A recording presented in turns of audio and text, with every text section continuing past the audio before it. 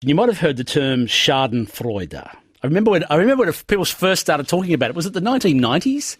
The first time I heard it was in the 1990s. Schadenfreude, a German word for finding joy in someone else's misfortune. I remember Philip Adams on Late Night Live did a whole program on it nearly. He seemed to take a great deal of delight in it. But I wonder if you've heard of Freudenfreude. It's the exact opposite. It's finding joy in someone else's achievement, someone else's success or happiness. And it's a lot more wholesome than Schadenfreude, obviously. And it turns out there's good evidence it's really beneficial for your brain, for your mental health. I'm very keen to know if you're sharing in someone else's joy right now. I love good stories. It's a Friday. You can send me a text or give us a call. 1300 222 612 is the phone number, or send me a text 0467 922 612. If you're enjoying someone else's achievement right now, I'll give you my example. My daughter doing gymnastics, acrobatic gymnastics, I think it is. She's good at it, and I love to see it. It makes me happy to see her feel achievement in doing something. Feels like she's achieved something in life. I'm going to ask my next guest about it. My next guest is Dr. Rachel Hannam. Rachel Hannam is director of the North Brisbane Psychologists.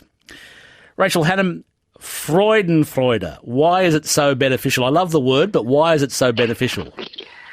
Yeah, hi, Steve. Well, because as you've just touched on, we get this joy vicariously from somebody else's joy or somebody else's success. So what is not to love about that? It's beneficial for us psychologically. Tell me why. It is indeed.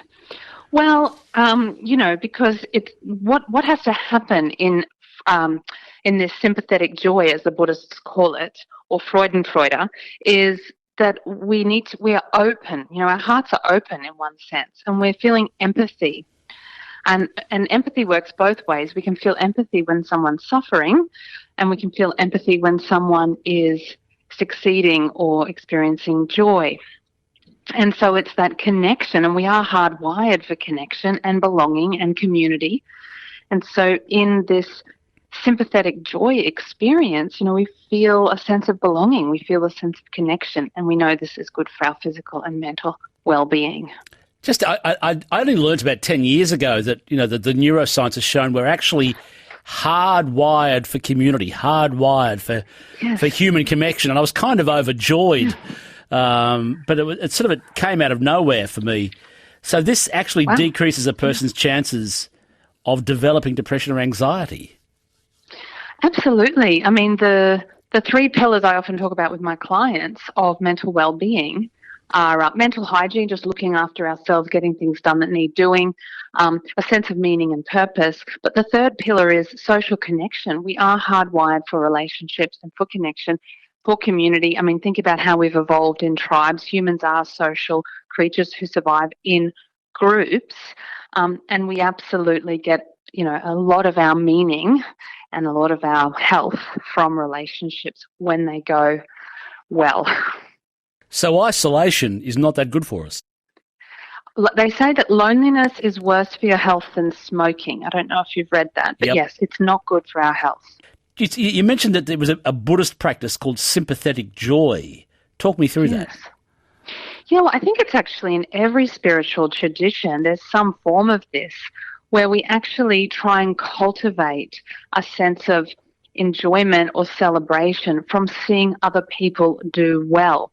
It's a good antidote for jealousy. All of us have experienced jealousy, but also all of us have probably experienced happiness for others, seeing our children do well, seeing our friends do well.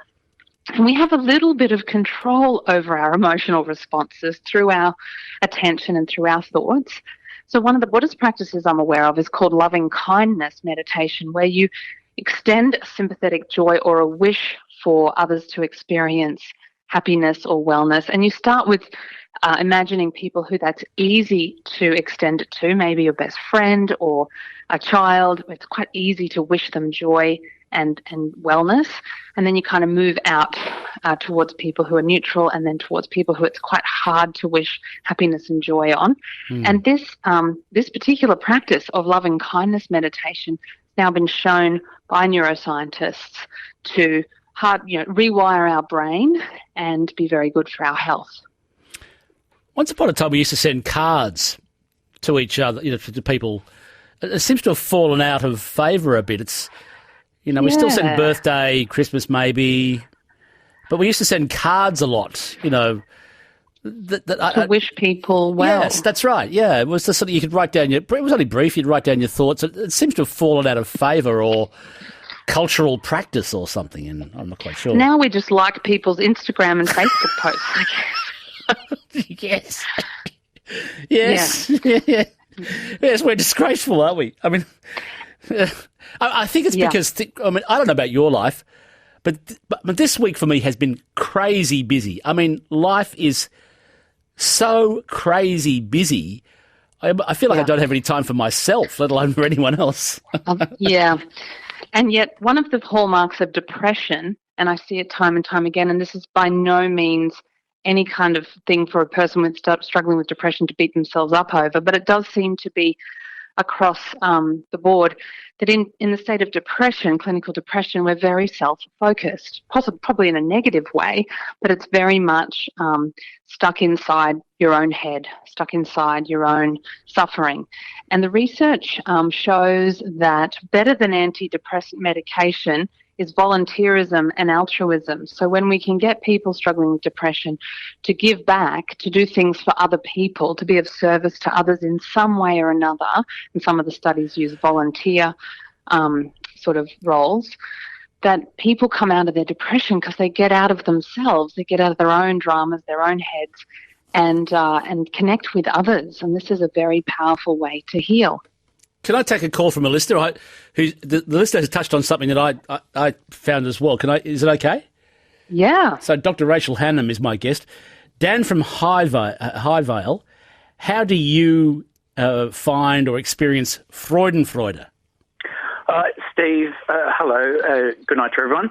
I found it similar to you when I became a parent, that I think I learned that it was possible to have joy in someone else's joy. So I noted even in my own daughters, when they had successes, I got joy from that. Yeah. But I also then, I started to appreciate what other parents were going through and starting to enjoy other parents' successes, knowing what they were going through. And I'm kind of at a point in life now where I think I've got a very fortunate life, and it doesn't become any less fortunate when others succeed. Absolutely right. Great call, Dan. I've said that to my own daughter, Rachel, that, I said to her once, I can't imagine life without you. I said, you've brought me so much joy. And, daughter, they look at you weirdly, yeah, Dad, whatever, you dag. But, I meant it. Yes. Of course. And I love what Dan said. Other people's joy and success doesn't diminish yours. I love the image of the candle that's used to light another candle and can light 1,000 candles. It doesn't get diminished by passing it along. My producer, I have a new producer, Sophie, and she was telling me that if she's having a bad day, she'll often send a friend a care package or write them a letter because it brings the friend joy, which in turn helps her feel better. Is that sort of the similar vein or same idea? Yeah, well, that's it. I mean, we can use this in both ways. If we're feeling joy and feeling love, express it, pass it along. As Dan said, now he takes joy in seeing other parents and their children. And if we're feeling a bit glum, then perhaps we can hack our own brain and snap ourselves out of it by being kind or giving to someone else. And there's a lot of validity in that approach, yes. I'm a little worried about sort of the effect of what we call identity politics. I don't want to harp on this, but there's a book around called The Search for the Authentic Self or something like that. And there's a great deal of focus on my identity and who I am. And I actually think, while it's understandable, I actually think it's misdirected. I think, and what you're showing is why it's misdirected. Well, because when we get too caught up in ourselves, we don't meet our own fundamental human needs for contribution to others and the kind of connection and belonging that brings. And then we actually end up isolated, which, as we just said, is not good for our mental health. Wait, why did that? Can you remember the time when there was sort of the public debate started, or public consciousness started talking about this German word Schadenfreude? I think it was the 90s. I could be wrong. Yeah, I think that's when I first came across it in the 90s, taking joy at other people's suffering. Yeah. And in my mind, it's sort of, thinking about it now, it's maybe an outflow of sort of the the craziness of the 80s, you know, and than the narcissism of the 90s, which we're still living with, I think. I think you're right, and I don't think the media does us any favours. No offence to you guys who work in the media. No, but, fair cop. I agree.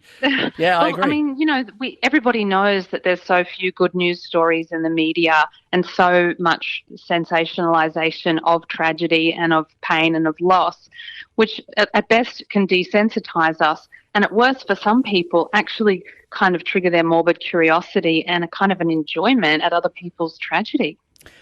So really, to have a sort of a nice, good mental outlook or mental well-being, should we be actively seeking out other people's success in order to feel happy, to feel content? Well, you know, I think it probably is a really good idea. I had a client once who told me that she drove to the international airport. She wasn't meeting anybody. She just wanted to see people. This is a true story. She wanted to see people coming through the arrivals lounge and all the joy and happiness at people being reunited with each other in the arrivals lounge at the Brisbane airport. So she was clearly using this strategy of just taking joy in other people's joy. And we all like a feel-good movie. I mean, we like all kinds of movies, but there's a reason that the feel-good movie has some psychological value. And certainly this topic we're talking about, you know, altruism and giving to others. So there definitely are ways that we can expose ourselves to other people's joy, and it's good for us. So finding joy in someone else's success, triumph or achievement is actually good for our psychological well-being. Yes, definitely. And it's also an act of maturity. You know, I have younger clients in my practice who I see, you know, going in search of people suffering. And to me, that's a hallmark of immaturity. But to be able to tolerate vulnerability and have empathy both at people suffering, but also empathy for their joy and success, to me, that's a hallmark of maturity, psychological maturity. It's been lovely speaking with you. Thanks for coming on. Thanks so much, Steve. Bye for now. Dr. Rachel Hannam, Director of North Brisbane Psychologists on Freudenfreude.